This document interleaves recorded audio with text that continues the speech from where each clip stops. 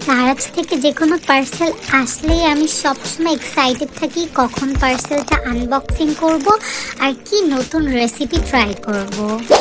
Hey guys, this is Ani from Mommy's Kitchen Ideas. So parcel unboxing করেই ভেতরে দেখলাম যে অনেক ধরনের বাদাম যেগুলো আমি অর্ডার দিছিলাম, তারপরে কিশমিশ অ্যান্ড আমি খেজুরও অর্ডার দিছিলাম, ওগুলো সবগুলো চলে আসছে আর সবগুলো অনেক ভালোভাবে আসছে আমার কাছে। আলহামদুলিল্লাহ, কোনো সমস্যা ছিল না প্রোডাক্ট।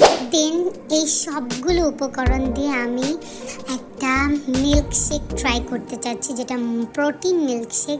সেজন্য আমি কাজু বাদাম, কাঠবাদাম, কিশমিশ, খেজুর আর একটু কলা নিছি।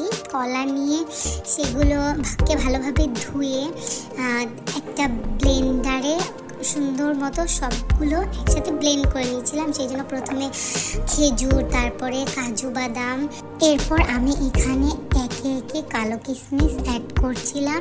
কিন্তু যদি হাতের কাছে কালো কিশমিশ না থাকে সেক্ষেত্রে সাদা কিশমিশ অ্যাড করা যাবে, এতেও মজা হবে। আর যদি দুইটা অ্যাড করা যায় তাহলে তো আরও ভালো।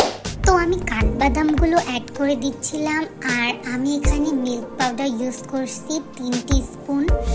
আর আপনারা চাইলে এটা নাও ইউজ করতে পারেন, বাট মিল্ক পাউডার ইউজ করলে একটু মজা হয়। তো সবশেষে এবার ফ্রিজে রাখা আমার লিকুইড মিল্কটা, যেটা আমি আগে থেকেই জাল দিয়ে ওভারনাইট ফ্রিজে রেখেছি, আর এটা একটু ঘন করে জাল দিলে মিল্কশেকটা কিন্তু অনেক মজা হবে।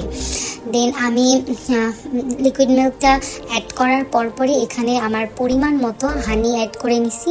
আপনারা যদি একটু বেশি দিতে চান তাহলে একটু মজা হবে, আর যদি কম দিতে চান ইটস আপ টু ইউ। দেন আমি এই সবগুলো ভালো করে ব্লেন্ডারে একসাথে ব্লেন্ড করে নিচ্ছিলাম, আর হয়ে গেল আমাদের সেই মজাদার প্রোটিন মিল্কশেক। এটা কিন্তু খেতে অনেক মজা, ট্রাস্ট মি, ট্রাই না করলে আপনারা কিন্তু বুঝতেই পারবেন না। তো ফাইনালি আমাদের মিল্কশেকটা খাওয়ার জন্য একদম রেডি। আমি একটা গ্লাসে মিল্কশেকটা ঢেলে নিচ্ছিলাম অ্যান্ড একটু কাস্টমাইজ করে আপনারা খেতে পারেন চাইলে। আমি এটার উপরে একটু নাটস দিয়ে দিয়েছি অ্যান্ড দেন অনেক মজা লাগতেছিল খাইতে। আরও আপনারা চাইলে আপনাদের পছন্দ অনুযায়ী যে কোনো ফ্রুটস এখানে ড্রাই ফ্রুটস দিয়ে খেতে পারেন। তো আজ এই পর্যন্তই, দেখা হবে নতুন কোনো ভিডিওতে নতুন কোনো মজার রেসিপি নিয়ে। Till then tata.